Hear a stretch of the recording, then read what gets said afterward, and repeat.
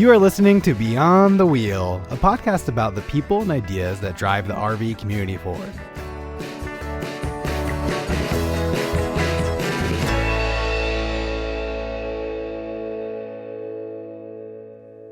Welcome back to Beyond the Wheel.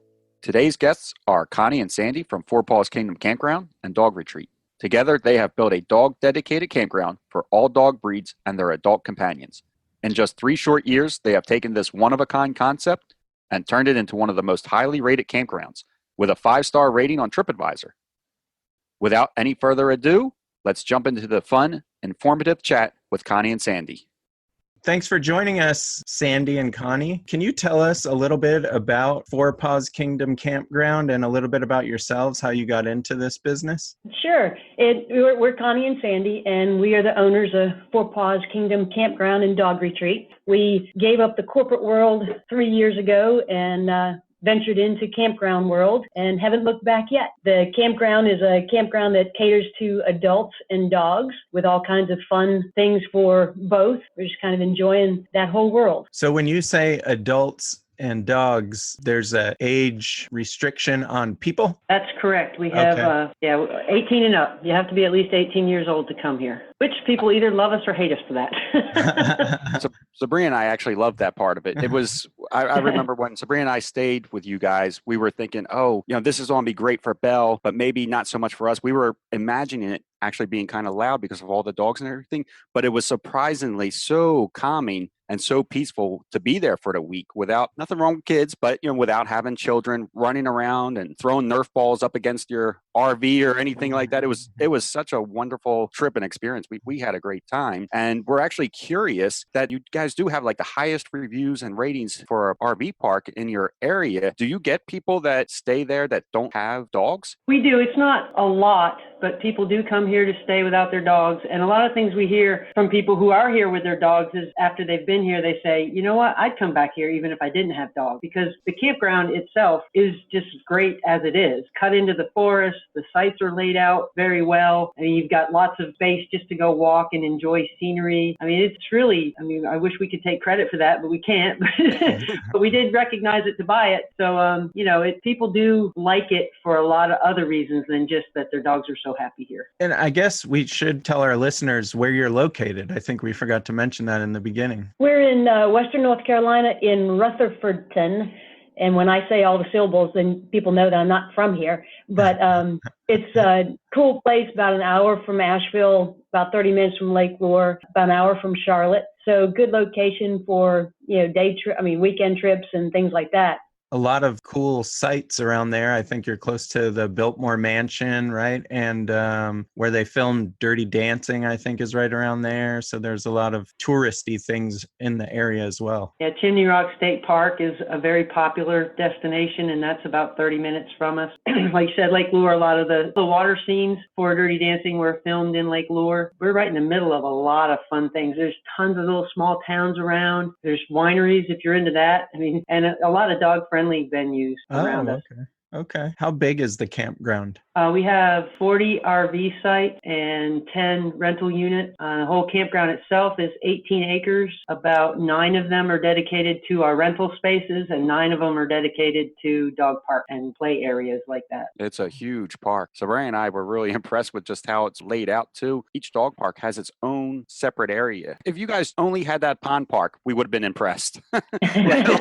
The entire grounds is really impressive. I'm wondering, in North Carolina, did you guys get hit hard from the recent weather, the storms? We actually got very lucky. We just had a simple rain event here, but east of us, very bad. And then even up towards some of the mountains, there were some mudslides, but luckily nothing happened here, no trees, no damage or anything. So we count ourselves very lucky. Okay, because I was curious, and I think a lot of other people are probably curious too, what it takes to run a campground and keep it running. Can you guys kind of tell us what a typical day looks like for you? I know when Sabrina and I were there, you guys as owners are very hands-on. We saw you guys running the tractors, moving stone, laying gravel. You guys were nonstop busy, even though you have like a full staff. You guys are very hands-on and still doing that too. Like, is that typical, or did you guys have something going on, or are you guys doing hard labor at the campground every day?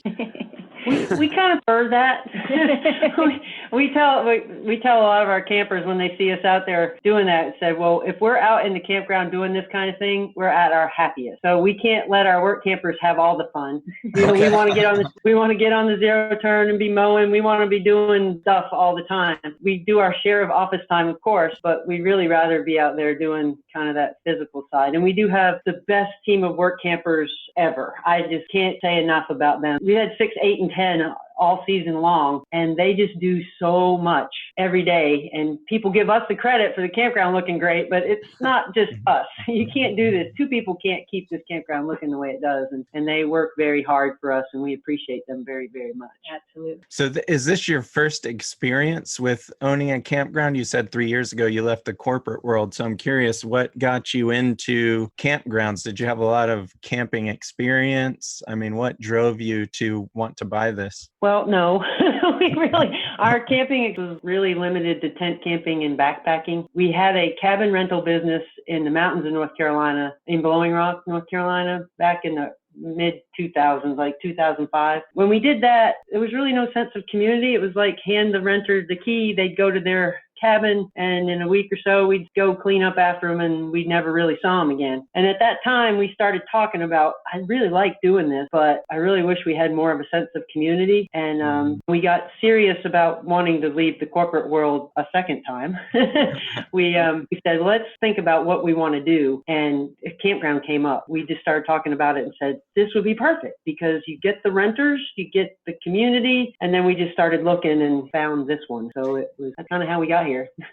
Was it a dog retreat also when you bought it, or was that something you added? No, it was built as a dog retreat by the original owners of the campground. And I think that's key thing for this campground is it would be very difficult to backfit an already built campground to include this much green space and open space for dogs, because we went to a seminar on how to buy a campground. So we understood the revenue per site and the revenue per acre and all those things you need to look at. And I can't imagine trying to find a campground and then take away revenue generating space to make all these dog parks. So it was just a brilliant idea. And we're both really, really happy that we found it when they decided to sell it, because we recognized it right away and said, oh my gosh, this is perfect. So by you guys kind of buying the campground business with the dog park already kind of set up, were there challenges that you needed to continue to make it dog friendly like that? Did the licensing come with it, insurance and things like that? Or was that any type of challenge for keeping it going like that? I think that one of the biggest challenges was the whole idea is we wanted to make it no breed restrictions and finding insurance that would allow us to do that. The first year, we pretty much just rolled over everything that was here before, and there were breed restrictions. And we had a lot of pushback from that. And, us being dog lovers of all breeds, it was tough for us to say, no, you can't bring your pit or you can't bring your Rottie. So our first off season, we took pretty much the whole off season to find an insurance company that would give us no breed restrictions. And that was probably a big, big plus. It's a line item on the expense side too, but it's worth it because we've really grown and being open to everybody. And so now we say we don't restrict any breeds. We only restrict bad owners. That's a good way to put it. Yeah.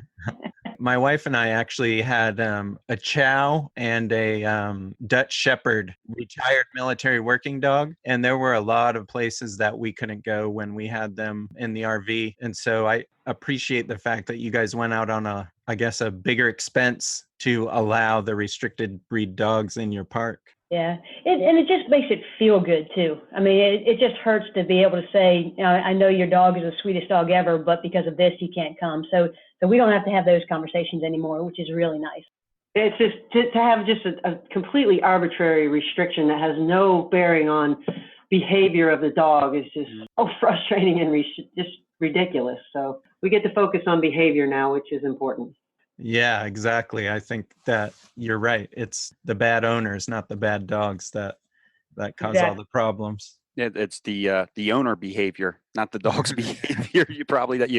That maybe you run into problems. Do you ever have issues with owners or dogs? I mean, have you ever had to ask somebody to leave because of bad behavior? It happens, but it's very, very rare. Most of the time, anything that comes up, we can just say, hey, reminder, you got a dog on a leash, or your dog can't bark incessantly for the next 20 hours, those kind of things. But we don't really get a lot of aggression issues. We've had a few people that we've had to say, hey, you might want to go to training before you come back again, or things like that. But we don't, it's really, you can count it on one hand over 3 years how many times we've had those kind of issues. Most people who travel with their dogs and are coming here seem to be very respectful of our rules, which there's not that many, but they're important. And so they just don't travel with an aggressive or dog, or they seem to get it that you have to keep your dog on a leash. Right. Are you connected with other parks? I think yours is the only park that I've heard of that allows all breeds of dogs. Are you connected with other owners across the country that do the same thing? We really aren't, because from our research, we are the only park like this. We've had people, call and ask questions on how we operate certain things, but it's really specific questions about different policies we may have or something like that. But there's not a community of owners with parks like this. We do connect with other campground owners on general campground situations, which is good. And that's a great community too. But we're kind of out there as far as the dog park. Your feedback from this dog park or from your campground is all positive. I know Sabrina and I did a video and we did a blog. Everybody wrote back, this is amazing. I love this. Wish this was all across the country. Wish there was more than you guys. Have you guys ever thought about franchising or opening another park on the West Coast or anything like that? Is that something maybe in the future? No. That was a fast no.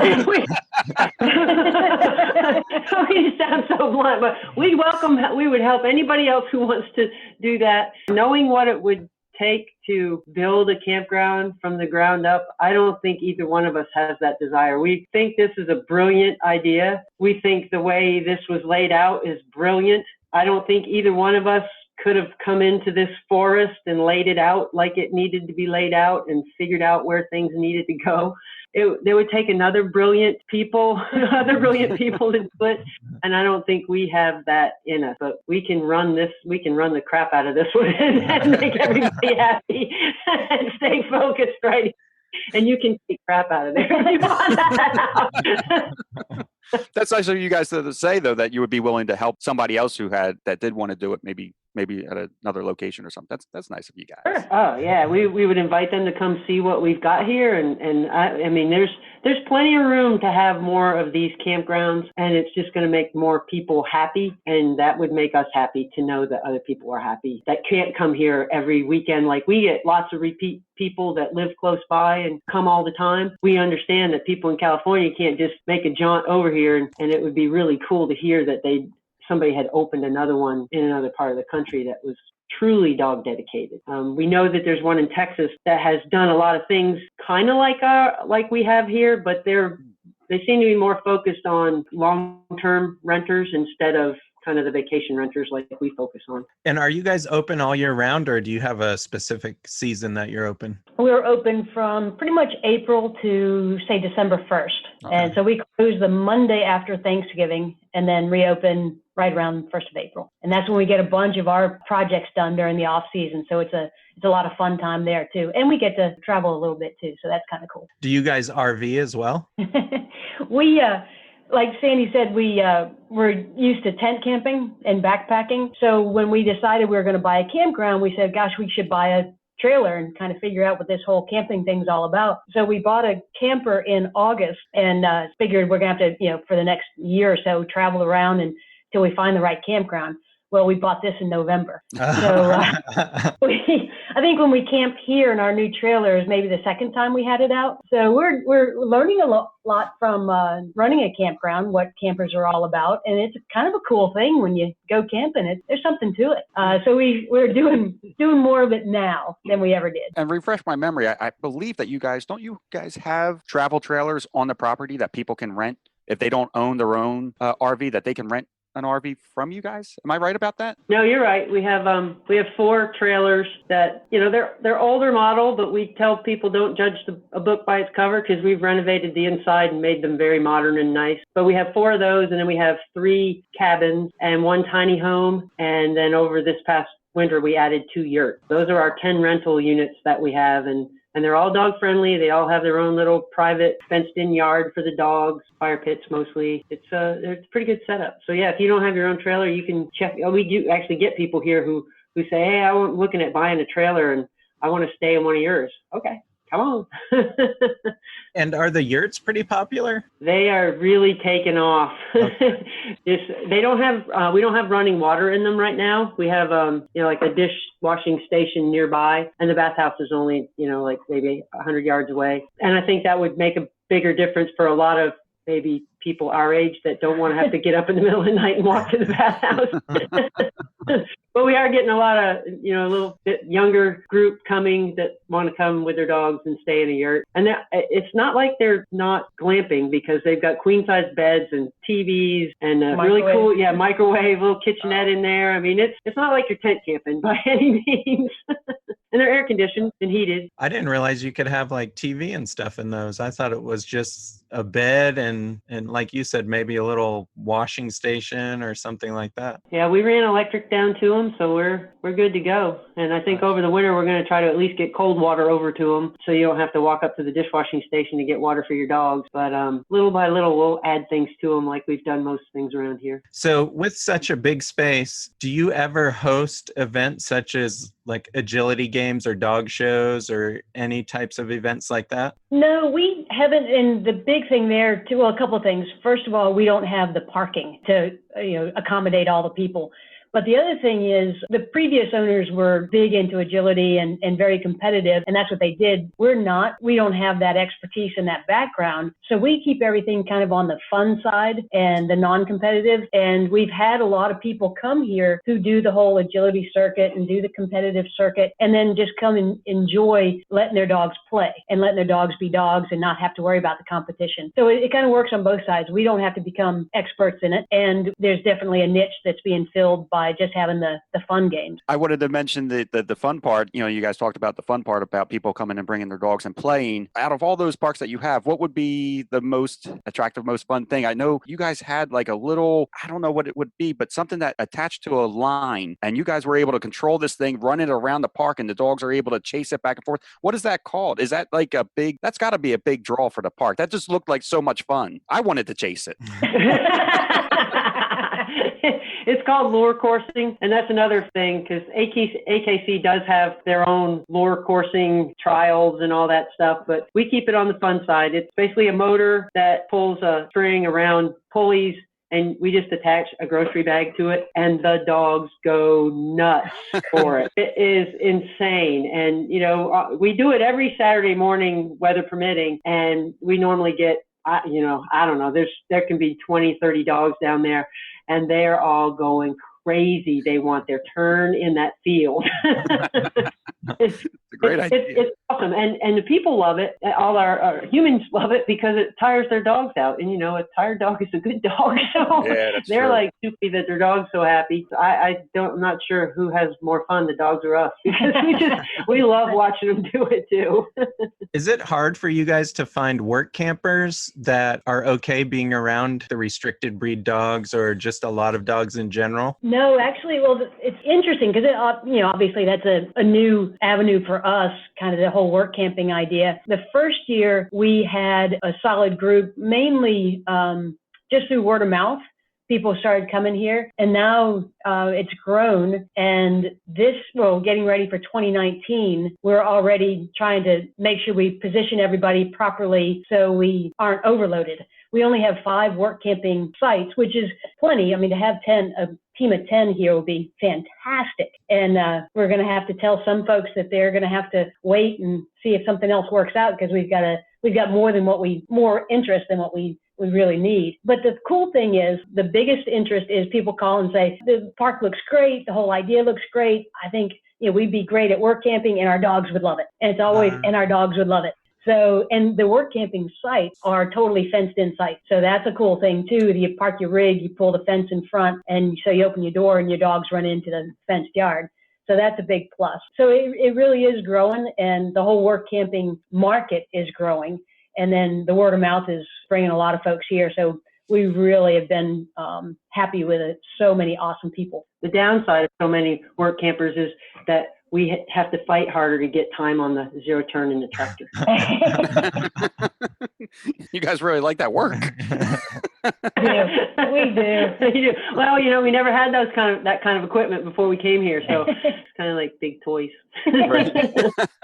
You closed December through April, you said, so people don't have to worry about snow and things like that during your open season. Yeah, the campground wasn't really built for cold weather. We take precautions when we're going to get below freezing temperatures by covering up water spigots and stuff like that. When we do get some cold weather, hopefully there'll be a little bit of that before we close. It's what they call it, Ogtober, we have going on right now. But it wasn't really built for definitely staying below freezing for long periods of time. So that's one of the reasons why we don't stay open. It could be transition to that, and that's something that we talk about frequently, that, do we want to change it to stay open in the winter? We get a lot of requests from people like up in New York and New England that would like to come this far in the winter, but not go all the way to Florida. So it's not that we'll never do that, but it's just not this year. No, not this year. And I actually tried to get reservations there this summer, and I was unable to. You guys were full. So how far in advance should people make reservations if they're interested in staying there, and how do they make reservations? Well, if you want a deluxe or a premium site, it's really, we're already taking reservations for next year. And those are the first ones that fill up. Our rental units are very popular. I think every weekend between now and closing, they're already all booked. So if you want one of our rental units, definitely planning ahead as far as possible. We do sort of online reservations where you can look on our website and see what the availability is and submit a form, and then we can send you an invoice and you can pay online. We went down the road of completely online booking, and one of the things that we were afraid of was the people who don't really read the rules and don't understand that you have to be over 18 and that you have to bring shot records with you. And so we kind of like making sure that we have more than one touch point to reinforce those rules, because we have gotten a lot of online reservations where they say, I have kids and we're all going to come together. And we're like, no. So we still want a physical interaction with you to make sure that you understand those rules and that doesn't get missed in our communication. So that's basically how. And we've added the online payments through PayPal. So you can still do it all without talking to us, but you're at least going to get some more emails from us that say, okay, just remember, these are the rules. And that's the way we do that. One thing too, just to add, because our deluxe sites, which are the sites with the decks and the fences, and then the premium sites that are the sites with a fenced-in yard, because they're the first ones to go, we're looking to add more during this off-season. So have some opportunities to and upgrade a few things too. So that's probably going to make them even more popular. So again, those when people ask how early should I book, we pretty much say, well, be on the safe side, do it now, not to do a hard sale or anything. But like Sandy said, October, November, I mean, that's a beautiful time here in the mountains. Spring is a beautiful time. So if there's an interest, then jump on it. Yeah, Sabrina and I stayed at I believe we had a premium site with the fenced in area. And before we were RVing, we lived in an apartment. So Belle has never had her own yard before. So when we stayed with you guys, that was amazing for us to be able to open the door, open the fence, and Belle would just run from our RV right into her little fenced area, and we close it up. She was so happy with that, and we were so happy with that. We've never actually experienced owning our own little play yard for Belle, and she went nuts over that. And I bet you that's something that RVers, if that's something that they had before they moved into their RV, that maybe they miss about having a home. But you guys have that available right there on the campground, and we thought that was unbelievable. We thought that was fantastic. That is a big plus, and we get the same comments that you make, that it's just such a major convenience, and you don't have to have them tethered to a tree all the time. Mm-hmm. They can have their own yard. Yeah, Belle loved it. She thought that was fantastic. It's awesome. It's all about the happy dog. That's right. So is there anything you would like to add about the campground or yourselves that we didn't cover? I think one thing that, Sandy was talking about, that the thing we look for is the building the community. And we do have community, every weekend. And we have made more friends than we ever imagined. But the cool thing is they're friends from every walk of life. And when we sit down we're out at a meet and greet on a Friday afternoon where everybody's hanging out with their dogs around the fire pit, everybody's talking about what they have in common. They love camping, they love dogs. And then obviously they're going to be loving Paws Kingdom. But to see everybody talking and having a good time and concentrating on what they have in common, it really does bring people together. And that's what we love about every interaction, is that whole idea that if that could be magnified across, and it doesn't have to be through a campground, but if people could just take that and magnify it in every walk of life, I'm going to go ahead and be corny, but I think it's the key to world peace. I think there's really something about focusing on what you have in common to bring more peace to the world. I would agree with that. I mean, that's certainly something we've learned since I've been RVing for 4 years full time. And one thing that we really enjoy about it is the sense of community you get no matter where you go. No matter what campground you pull into, you automatically have something in common with your neighbors. Right. Yeah. And campers are so helpful for each other. I mean, we'll get new people here who've never camped before. It's like they picked up their trailer on the way to the campground and they have no idea how to set up. And the next thing you know, there's like 6 people around their trailer helping them set up. And I just think that's just incredibly awesome about this community. We want to thank Connie and Sandy for joining us today and walking us through some of the steps of how they found and grew this campground into what it is today. And we really enjoyed hearing how they use this campground also to build their community. We want to thank everyone for listening to today's podcast. If you would like to find out more about Paws Kingdom, you can find them on the web at 4, pawskingdom.com. We will return in 2 weeks when we talk with Tom Johnson, president and co-founder of JG Lubricants.